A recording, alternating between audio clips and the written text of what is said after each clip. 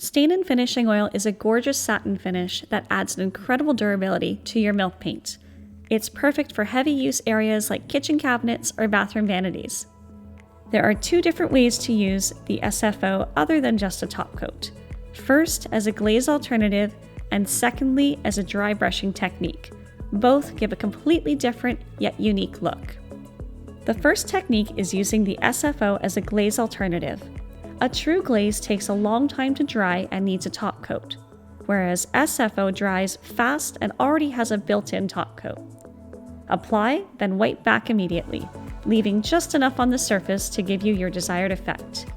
You can see in the corners and edges that the SFO has soaked in and showing off all those details. Tip: have you applied too much and want to remove it?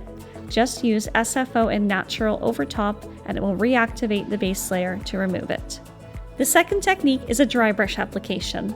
Dry brushing is just as it sounds. Your brush barely has any SFO on it. Applying it very sparingly, gently brushing over top of your surface, picking up the wood grain texture. This is a great way to show off the details in the wood and give it an aged look. These two techniques are easy ways to add character and durability to your milk paint finish.